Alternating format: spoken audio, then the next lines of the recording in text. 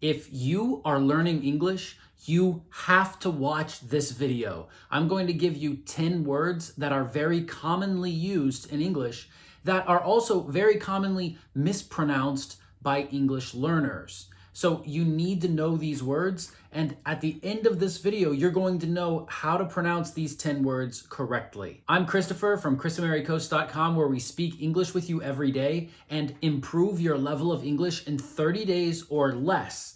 And one of the keys to mastering English is knowing the right pronunciation of words. Some words are easy to understand, like dog and cat, but some words, when you see them, they look like you should say them differently than the real pronunciation. And that can be a problem because these are common words that are small words that all native speakers know how to say. And when someone mispronounces a lot of these words, then it can cause confusion and people might not understand you. So you need to know these words. Let's get into it. Number one on this list is the word cupboard.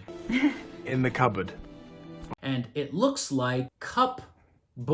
And that's probably why it's so confusing, because we don't pronounce the letter P in this word. Why is that letter even there? Sometimes it drives me crazy. English, why do you do that to us? And this word is pronounced cupboard. What is a cupboard? It's a place where you put cups and dishes and bowls and plates. So it makes sense that it has the word cup on it. And usually this is a board of wood that you put them on. So it makes sense that it's cupboard. If it's a board, you put your cups on, right? So why do we say cupboard? That's a good question. And if you know the history of this word, go ahead and write that in the comments under this video. I'm sure it'll be useful for everyone. So your mom might say, put the dishes in the cupboard. It was my cupboard the whole time. Word number 2 on our list is pliers. Hey, you found my needle-nose pliers! We have a verb to ply something. Maybe you know the verb to apply, like to apply to a job, but pliers are a special tool that you use. No, not scissors.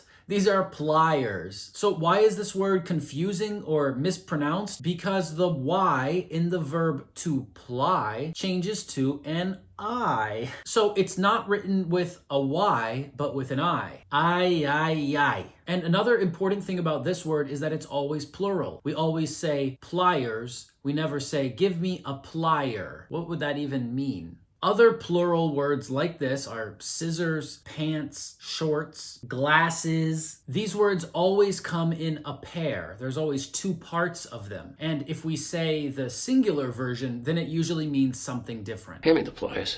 The next word is very, very common. You've probably heard this word a million times, but maybe you still mispronounce it. And that's the word hour. And no, it's not the word hour like this is our video that we're making right now. No, I'm talking about the word hour like 60 minutes makes 1 hour. Or like the speed limit on the road. You can drive 60 miles per hour, but probably in your country, kilometers per hour. So the important thing to remember about this word is we don't pronounce the H at the beginning. It's silent. So it's never hour, it's always hour. How many hours are there in a day? There are 24 hours in a day. How many hours are there in a leap year? Write in the comments and let me know. I'm really curious about that. Hours and hours. The 4th word that we're talking about today is the word honest. And again, this one has a silent H at the beginning. If someone is honest, it means they tell the truth. They don't lie. That's a very important quality in a person. The opposite of honest is dishonest. And you can go to Kevin's channel to see that. So if someone tells the truth all the time, we can say,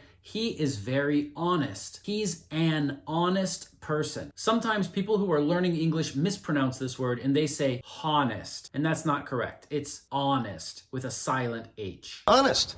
Now with the last 2 words, hour and honest, they both have a silent H, and that means that the first sound of the word is a vowel sound, ah. And this too can be very confusing for people who are learning English, because before a consonant sound, like like the word horse, then we need to say a or a, so it's a horse. But before a vowel sound, we need to say an. And because our and honest both start with a vowel sound, not a consonant sound, because the H is silent, then we need to say an before these words. So we can say, he is an honest person. Or we can say, he makes $100 an hour. Go check out our video about a and an on our channel to learn more about that. But also it can be very confusing when you hear a native speaker pronounce these words because the an and the next word will blend together. So we don't usually say an hour, we say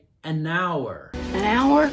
And we don't usually say an honest person, we say an honest person. So it kind of sounds like a non-honest person. It sounds like in becomes the first sound of the next word. This is called blending. And we have a video on our channel about blending sounds too. He's a good cop and an honest person. The next word is a tool or an instrument that's used for measuring things. It can show how big something is or how thick something is, and it's called a gauge. You can use gauges for all sorts of things. That's the fuel gauge. And there's a verb too, to gauge something. And this means to measure something or to consider how big or small something is. Like we might say, she told him she loved him and gauged his reaction. This means she watched and she tried to measure, tried to understand his reaction. Now, this word is difficult to pronounce for people who are learning English because it doesn't look like how it is pronounced. It looks like gouge, and that's actually a different word with a different meaning. So you don't want to say that. This is gauge. The correct pronunciation is gauge. Tire gauge. Okay, number 6 is a word that is very common. It's used a lot. Native speakers say this all the time, especially when there's someone who is sick or ill or doesn't feel good around them. This is the word cough. And this word is difficult to pronounce when you're learning English because there's a GH at the end, and sometimes GH is just silent. So it's hard to understand when you're supposed to pronounce it like F and when you're supposed to not pronounce it at all. And to make it worse, in some words, this combination of letters is just pronounced like G. But the word cough means to do this. You should always cover your mouth when you cough, right? We might say, Kevin lied to his audience and then he coughed. Sometimes when people cough, it shows you that they're not confident about what they said or that they're not telling the truth. Also, people who smoke a lot cough a lot. Cough. Cough.